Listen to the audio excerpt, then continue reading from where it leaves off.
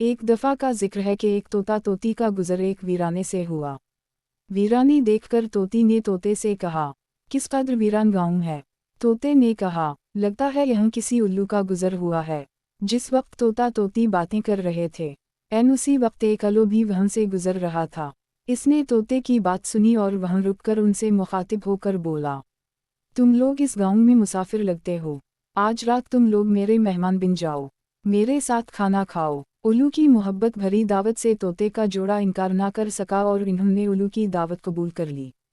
खाना खाकर जब इन्होंने रुखसत होने की इजाज़त चाही तो उल्लू ने तोती का हाथ पकड़ लिया और कहा, तुम कहाँ जा रही हो। तोती परेशान होकर बोली, ये कोई पूछने की बात है, मैं अपने खावनद के साथ वापस जा रही हूँ। उल्लू ये सुनकर हंसा और कहा, ये तुम क्या कह रही हो जबकि तुम तो मेरी बीवी हो।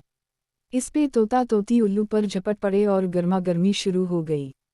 दोनों में जब बहस व तकरार ज़्यादा बढ़ी तो उल्लू ने तोते के सामने एक तजवीज़ पेश करते हुए कहा, ऐसा करते हैं हम तीनों अदालत चलते हैं और अपना मुकद्दमा काजी के सामने पेश करते हैं।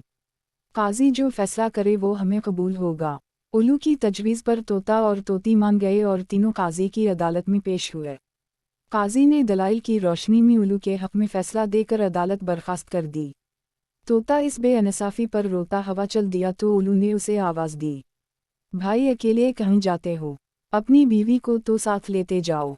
तोते ने हैरानी से उल्लू की तरफ देखा और बोला, अब क्यों मेरे ज़ख्म पर नमक छिड़कते हो, ये अब मेरी बीवी कहाँ है। अदालत ने तो उसे तुम्हारी बीवी करार दे दिया है। उल्लू तोते की बात सुनकर नरमी से बोला, नहीं दोस्त, ये तोती मेरी नहीं बल्कि तुम्हारी ही बीवी है। मैं तुम्हें सिर्फ ये बताना चाहता था कि बस्तियाँ उल्लू वीरान नहीं करते।